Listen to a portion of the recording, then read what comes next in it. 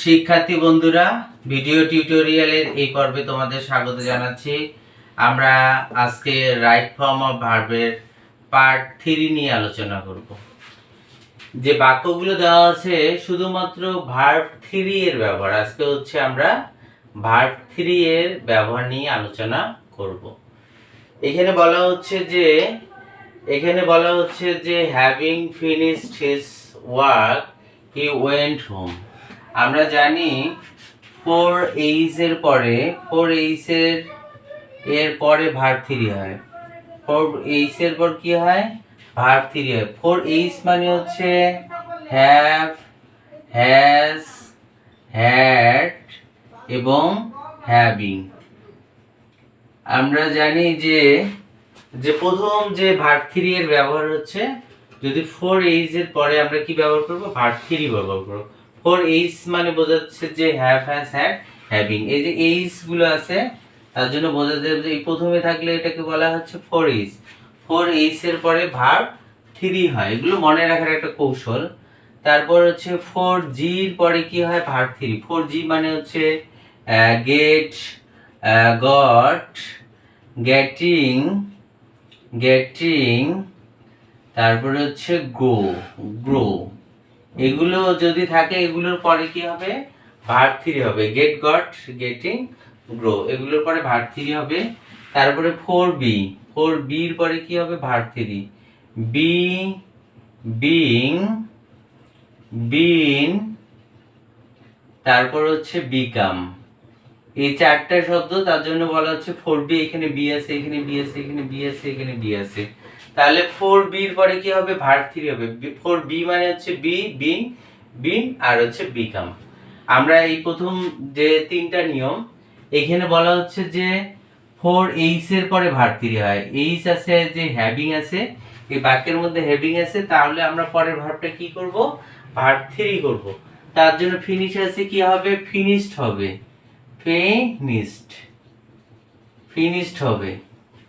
তাহলে আমরা ভার্ব 3 করব। ভার্ব 1 হচ্ছে ফিনিশ, ভার্ব 2 হচ্ছে ফিনিশ, ভার্ব 3 হচ্ছে ফিনিশ। তারপরে বলা হচ্ছে শামিমা হ্যাজ গট। আমরা বলছি যে 4G এর মধ্যে এখানে গট আছে। গটের পরে যে ভার্বটা হবে সেটা কি হবে? ভার্ব 3 হবে। গেট, গট, গেটিং এবং গ্রো। তাহলে গট আছে, গটের পরে কি হবে? ভার্ব 3 হবে। মেরি কি হবে? মেরিড হবে। MARRIED, ওয়াই উঠে যে কি হবে? IED হবে। মেরিড হবে। তারপরে বলা হচ্ছে illiteracy should be remove from the society. এখানে বলা হচ্ছে, আমরা বলেছি যে 4B আছে, বির পরে কি হয়? এখানে বির পরে আমাকে কি দিতে হবে? ভার্ব 3 দিতে হবে। তাহলে রিমুভ কি হবে? রিমুভড হবে। শুধু ডি যোগ করলেই হবে। Removed, BD। আমাকে শুধুমাত্র ডি যোগ করলেই হবে। রিমুভটা কি হবে? রিমুভড হবে।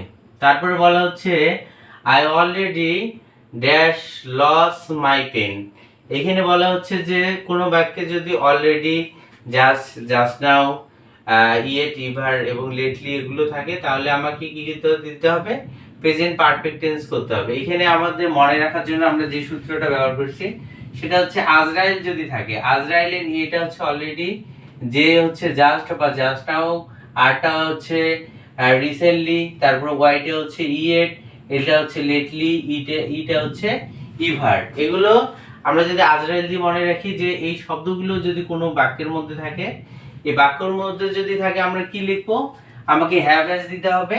হ্যাভ, হ্যাজ দুইটার একটা ব্যবহার করতে হবে এবং ভার্ব 3 ব্যবহার করতে হবে। আমাকে বাইরে থেকে কিন্তু হ্যাভ, হ্যাজটা আনতে হবে। প্রেজেন্ট পারফেক্ট টেন্স অনুযায়ী আমাকে হ্যাভ, হ্যাজ আমাকে বাইরে থেকে আনতে হবে। তাহলে আমরা আই অলরেডি, আই এর সাথে কি যায়? আই এর সাথে হ্যাভ যায়, তার জন্য আমাকে হ্যাভ লিখতে হবে। আই হ্যাভ লিখবো। তারপর আমাকে কি দিতে হবে? ভার্ব 3 দিতে হবে। লসটা কি হবে? LOST হবে, লস্ট হবে। তারপরে যে বাক্যটা বলা হচ্ছে mister Rahim is a educated man. এখানে বলা হচ্ছে যে এটা যে নিয়মে প্রযোজ্য হচ্ছে নাউনের পূর্বে, নাউন এর পূর্বে ভার্ব 3 হয়। নাউনের পূর্বে ভার্ব 3 হয়। নাউনের পূর্বে ভার্ব 3। আমরা জানি যে আর্টিকেলের পরে যদি একটা শব্দ থাকে সেটা নাউন হয়, আর্টিকেলের পরে দুইটা শব্দ হলে শেষেরটা নাউন, তার আগেটা হচ্ছে অ্যাডজেক্টিভ হয়। তারপরে বলা হচ্ছে যে নাউনের পূর্বে কি হবে, ভার্ব 3 হবে। এখানে হচ্ছে নাউন, এটা শব্দ, নাউনের পূর্বে এখানে কি হবে, ভার্ব 3 হবে। এডুকেটেড কি হবে, এডুকেটেড হবে, এডুকেটেড। তাহলে নাউনের পূর্বে কি হয়, ভার্ব 3 হয়। তারপরে বলা হচ্ছে যে the Taj Mahal build in the many years ago. এখানে বলা হচ্ছে যে বিল্ড, এটা হচ্ছে বলা হচ্ছে দি Taj Mahal build in the many years ago. এটা হচ্ছে মেনি ইয়ার্স অ্যাগো, এটা অনেক দিন আগের কথা বলা হচ্ছে, অতীতকে নির্দেশ করছে। আবার বাক্যটা হচ্ছে প্যাসিভ, বাক্যটা হচ্ছে প্যাসিভ। আমরা কি করে জানবো, আমরা জানি যে বি ভার্ব, আমরা যে একটা সূত্র জানি, টু বি ভার্বের পরে ভার্বটা আইএনজি হয় যদি বাক্যটা হচ্ছে অ্যাক্টিভ হয়। অ্যাক্টিভ হলে আমাকে কি করতে হবে, টু বি ভার্বের পর ভার্বটা আইএনজি হয়, টু বি ভার্বের পর ভার্বটা 3 হয় কখন, বাক্যটা যখন পেসিভ হয়। বাক্যটা পেসিভ হলে টু বি ভার্বের পরে কি হয়, ভার্ব 3 হয়। আর বাক্যটা অ্যাক্টিভ হলে টু বি ভার্বের পর ভার্বটা আইএনজি। আমরা পেসিভ বাক্য কিভাবে চিনবো, যে ভার্বের কাজটা যদি সাবজেক্ট করতে না পারে তাহলে সেটা বাক্যটা হচ্ছে পেসিভ। আর সাবজেক্টে কি থাকে, বস্তুবাচক থাকে, সাবজেক্টে কি থাকে, বস্তুবাচক থাকে। আর যদি এটা যদি ব্যক্তিবাচক থাকে তাহলে সেটা বোঝা যায় যে সেটা একটা অ্যাক্টিভ বাক্য। তাহলে যদি বাক্যটা পেসিভ হয় তাহলে আমাকে টু বি ভার্বের পরে কি দিতে হবে, ভার্ব 3 দিতে হবে। তাহলে টু বি ভার্বের পর ভার্ব 3 দিলে পেসিভ। এখানে দি তাজমহল, এখানে বিল্ড মানে হচ্ছে নির্মাণ করা। এই নির্মাণ করার কাজটি কি তাজমহল করতে পারে না, এই বিল্ড নির্মাণ করার কাজটা কেউ করে, যে করছে তার নাম এখানে প্রদান করা নাই, তার জন্য বুঝতে হবে যে বাক্যটা হচ্ছে প্যাসিভ। তার জন্য আমাকে কি দিতে হবে, ভার্ব 3 দিতে হবে। বিল্ডটা কি হবে, বিল্ড হবে, BUILT দিতে হবে। কিন্তু এখানে কি করতে হবে, মেনি ইয়ার্স অ্যাগো, এখানে কি দিতে হবে, একটা বি ভার্ব দিতে হবে, অ্যামিজার ওয়াজার দিতে হবে। তাহলে এখানে মেনি ইয়ার্স অ্যাগো অতীতকে নির্দেশ করছে, তার জন্য আমাকে ওয়াজার দিতে হবে। আর প্রেজেন্টকে নির্দেশ করলে অ্যামিজার হবে। তাহলে এইখানে তাজমহলের সাথে কি যায়, তাজমহল ওয়াজ, তাহলে তাজমহল ওয়াজ বিল্ড হবে, তাজমহল ওয়াজ বিল্ড হলেই উত্তরটা শেষ। তারপরে বলা হচ্ছে যে এইখানে হচ্ছে cultivate, the flower is cultivate all over the world. এটা হচ্ছে কাল্টিভেট শব্দের অর্থ কি, চাষাবাদ করা। এই চাষাবাদ করার কাজটা কি ফুল করতে পারে না, কোনো মানুষ করে, সে মানুষের নামটা এখানে প্রদান করা নেই। তাহলে বাক্যটা পেসিভ, তার জন্য এখানে বি ইসটা হচ্ছে বিভার, বিভারের পরে কি হবে, ভার্ব 3 হবে। তার জন্য আমাকে দেখতে হবে যদি ভার্বের কাজটা সাবজেক্ট করতে না পারে তাহলে বাক্যটা পেসিভ। তাহলে পেসিভ বাক্য হলে আমাকে টু বি ভার্বের পরে কি দিতে হবে, ভার্ব 3 দিতে হবে। তাহলে কাল্টিভেট কি হবে, কাল্টিভেটেড হবে, কাল্টিভেটেড প্রদানগুলি শেষ হবে। তারপরে এখানে বলা হচ্ছে যে এখানে বলা হচ্ছে রহিম ইজ প্লে ক্রিকেট। এখানে প্লে মানে হচ্ছে খেলা করা, খেলা করার কাজটা রহিম করতে পারে না, পারে, খেলা করার কাজটা রহিম করতে পারে, তার জন্য বাক্যটা হচ্ছে অ্যাক্টিভ। তাহলে এই যে বি ভার্ব, এই যে টু বি ভার্বের মধ্যে আছে অ্যামিজার ওয়াজার, এখানে বি ভার্বের পর কি করতে হবে, বাক্যটা আইএনজি করতে হবে, প্লেটা কি হয়ে যাবে, প্লেইং হবে। তারপরে বলছে the result May published at 2:30 PM। এখানে পাবলিশ মানে প্রকাশিত হওয়া, প্রকাশ হওয়ার কাজটা রেজাল্ট তো করতে পারে না, প্রকাশিত হওয়ার কাজটা রেজাল্ট করতে পারে না। তাহলে বাক্যটা হচ্ছে প্যাসিভ। তার জন্য আমাকে কি দিতে হবে, ভার্ব 3 দিতে হবে। প্রকাশিত হওয়ার কাজটা রেজাল্ট করতে পারে না, কোনো মানুষ করে, এই মানুষের নামটা এখানে প্রদান করা নাই। তাহলে আমাকে কি দিতে হবে, এখানে বলা হচ্ছে যে মডাল, এখানে যে নিয়ম প্রযোজ্য সেটা হচ্ছে মডাল প্লাস যদি পেসিভ থাকে, বাক্যটা মডাল প্লাস যদি পেসিভ থাকে আমাকে উত্তর প্রদান করার সময় বি প্লাস ভার্ব 3 লিখতে হবে, বি প্লাস ভার্ব 3 লিখতে হবে। এখানে মডালের পরে আমাকে কি দিতে হবে, বি দিতে হবে। তাহলে আমাকে কি দিতে হবে, বি দেব।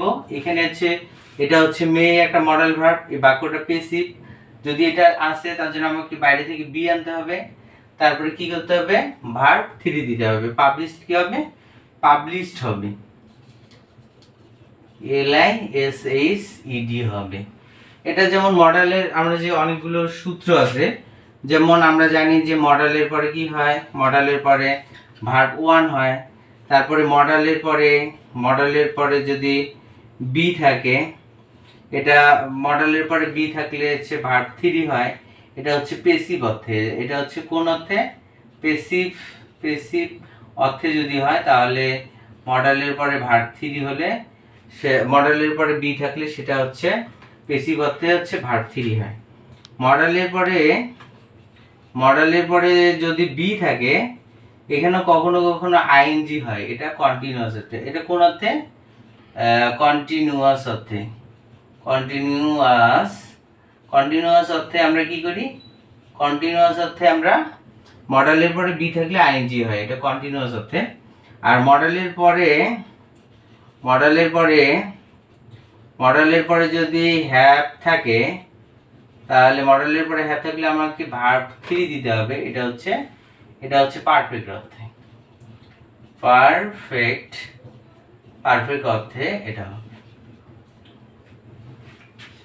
শিক্ষার্থী বন্ধুরা, আমার যে ফেসবুক পেজ আছে, আমার এই ফেসবুক পেজের মধ্যে তোমাদের যে লেকচার শিট, যেগুলো আমার ভিডিও, এগুলো লেকচার শিট আকারে প্রদান করা হয়, হ্যান্ড নোট আকারে, সেটা যে সংগ্রহ করার জন্য যে আমার ফেসবুক পেজ এখান থেকে নেওয়া যাবে, সেটা হচ্ছে আমার ফেসবুক পেজ হচ্ছে অরুণ, AURUN, অরুণ চন্দ্র। এখানে আমরা যদি সার্চ করি তাহলে অরুণ চন্দ্র নামে আমরা ফেসবুক পেজ পাবো। এখান থেকে আমরা লেকচার শিটগুলো সংগ্রহ করতে পারবো, হ্যান্ড নোটগুলো। আর আমার যে ইউটিউব চ্যানেল আছে, ইউটিউব চ্যানেলে এটা শুধুমাত্র হ্যাশ হবে, হ্যাশ অরুণ চন্দ্র। এখানে হ্যাশ প্রদান করলে আমার এটা হচ্ছে আমার ফেসবুক পেজ অরুণ চন্দ্র। আর ইউটিউব চ্যানেল হচ্ছে হ্যাশ দিয়ে, সামনে এবং পিছনে হ্যাশ দিয়ে আমাকে অরুণ চন্দ্র লিখলে আমরা ইউটিউব চ্যানেল আমার এখানে আছে, ভিডিও অনেক আছে, আপনারা দেখতে পারবেন। তাহলে আজ এ পর্যন্ত, দেখা হবে পরের টিউটোরিয়ালে।